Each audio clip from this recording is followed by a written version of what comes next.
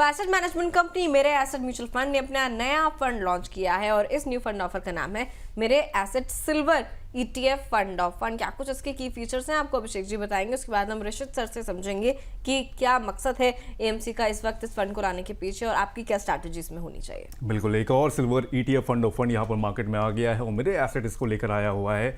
मेरे asset silver ETF fund of fund, यानी कि इसका जो सिल्वर के ऊपर ही यहाँ पर पूरा इसका कारोबार रहेगा, पूरी इसकी जो फंक्शनिंग होगी वो इसके इर्द गिर्द ही रहेगी। बेंचमार्क इसका डोमेस्टिक सिल्वर प्राइसेस ही रहेंगे, यानी कि सिल्वर के जो प्राइसेस हैं उसको लेते हुए इस फंड को डिज़ाइन किया गया है। सब्सक्रिप्शन इसका 5 मार्च को खुल गया है और 18 मार्च तक आप इसमें सब्सक्राइब कर सकते हैं। अलॉटमेंट इसका 24 मार्च को मिल जाएगा। मिनिमम निवेश आप इसमें 99 रुपये की SIP कर सकते हैं और 5,000 रुपये का लमसम निवेश यहाँ पर किया जा सकता है।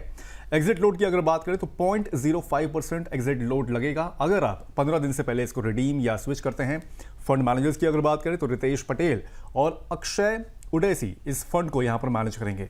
सर, ये चंक भी अलग से अपलोड होता है, तो सबसे पहले हम लोगों ने वैसे अभी चर्चा की थी कि सिल्वर ETF और gold ETF fund of fund क्या होते हैं। इन सर दोनों में एक बार डिफरेंस बता दीजिए, सिल्वर ETF और सिल्वर फंड ऑफ फंड, जैसे कि जनता हमारी इस चंक को जब देखे तो फिर वो बिल्कुल बेसिक से यहाँ पर उसको समझ सके।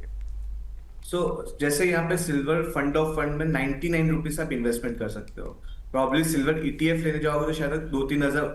ETF is a price, a stock अगर से आपका 2,000-3,000 का प्राइस है तो आप 2,000 के नीचे वो बाई नहीं कर पाओगे।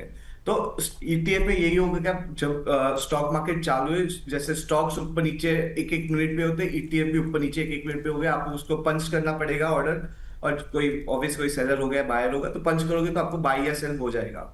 वही फंड ऑफ फंड में ऑटोमेटिक वो पैसा आपका डेबिट हो जाएगा। फंड मैनेजर भी अल्टीमेटली ETF में ही पैसा डालने वाला जो आप ETF में है, बट वो आपको उसके पास एक बड़ा पैसा आ जाएगा कि जो आपका पैसा होगा at the end of the day NAV आती है। तो जो भी इंक्रीज इन फंड होगा, आपका जो भी एप्रिसिएशन डिप्रिसिएशन आपको एंड ऑफ द डे पे पता चलेगा। पहले ETF में आपको तुरंत ही पता चलता है भाई ऊपर गया नीचे गया। तो ETF में आप ट्रेड कर पाते हो कि आज अभी लिया अभी लिया 2 घंटे में बेचा या वापस लिया। यूजुअली फंड ऑफ फंड में आप बेचते हो तो आपको बेचते हो खरीदते आपको एंड ऑफ द डे पे NAV मिलेगा। तो अगर से आपके पास टाइम नहीं है, स्टॉक मार्केट देख नहीं पाते हो, तो से फंड ऑफ फंड में इन्वेस्टमेंट कर लीजिएगा। That is the best option. और आपको थोड़ा बहुत समझता है, थोड़ा बहुत इक्विटी, थोड़ा बहुत ट्रेडिंग समझता है, तो ये आप इवन ETF पे भी आप पैसा डाल सकते हो। Even a choice, I rather go with the fund of fund because मुझे, एज आई सेड, मुझे शांति की लाइफ चाहिए, मुझे उतना ये नहीं चाहिए। ठीक है सर। इसके अलावा अगर हम हाँ जी, आप कुछ कह रहे थे? नहीं। चलिए ठीक है सर। अगर हम देखें AMC का सर क्या मकसद है इस वक्त इस तरीके के NFO को लॉन्च करना, क्योंकि हम देख रहे हैं जितना 100% या कह लीजिए 200% ट्रस्ट बीते साल जनवरी तक, इस साल की जनवरी तक भी चांदी पर बना हुआ था निवेशकों का, वो अब तो है नहीं। तो फिर अब इस वक्त लाने का क्या मतलब है ये सिल्वर का ETF fund of fund. Silver का वन थिंग इसका, सिल्वर अभी भी long term point of view से तो अच्छा है। ये शॉर्ट टर्म में ऑब्वियसली ऊपर नीचे हो सकता है, तो इन दैट मैनर वो तो कोई प्रॉब्लम नहीं है। जहां तक ये फंड का सवाल है, understand one thing, silver ETF एक प्राइस पे आता है। अगेन सब लोग के पास डीमैट अकाउंट है नहीं, सब लोग को ट्रेडिंग करना आता नहीं है। तो ये म्यूचुअल फंड कैटेगरी मतलब म्यूचुअल फंड लेके आए हुए जहाँ पे आपको सिर्फ पैसा इन्वेस्ट करना है और आपको नई ट्रेडिंग करना है, नहीं आपको एक 99 रुपीज में पैसा मिल भी 99 रुपीज में मिनिमम इन्वेस्टमेंट भी आप इन्वेस्टमेंट कर सकते हो। तो यहाँ पे लोअर कैटेगरी से लेके सब लोग इन्वेस्टमेंट कर सकते हैं। तो उनका मेन मकसद ये है कि आपको एक इजी जर्नी रहे और आपको उतना मगजमारी नहीं होगा कि भाई कौन सा प्राइस हो गया, भाई मुझे मेरे सेल पे डाला तो सेल हुआ कि नहीं हुआ।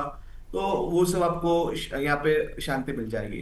तो in that way it is a good, as in it's good that they came out with this fund, so that आगे लोगों को आराम से एज इन एक स्मूथ जर्नी मिल पाए। सो सिल्वर मार्केट को अगर हम लोग देखें तो मौजूदा माहौल में जहां पर 4,20,000 के आसपास से आके 2,25,000 तक लो भी छू चुका है, हालांकि लो नहीं है, लेकिन ये है कि मतलब जो इसमें तेज़ी आई थी उसके हिसाब से अगर देखा जाए तो करीब 2 लाख के आसपास यहाँ पर इसमें गिरावट देखने को मिली है और वहाँ से भी रिकवर करके अभी 2.65 के आसपास ही पहुँच गया है। ऐसे माहौल में सर अगर देखा जाए तो किन निवेशकों को अभी silver ETF fund of fund में निवेश करना चाहिए और किन को नहीं करना चाहिए?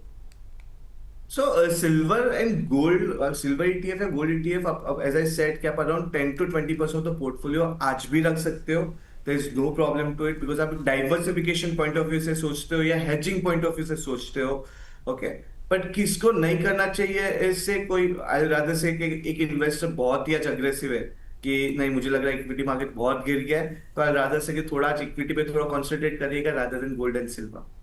ठीक है सर। सर वैसे ये जो सेनेफो की हम चर्चा कर रहे हैं, मेरे asset silver ETF fund of fund, उसमें निवेश करने की आपकी सलाह रहेगी, और रहेगी तो कितनी अवधि तक रहेगी?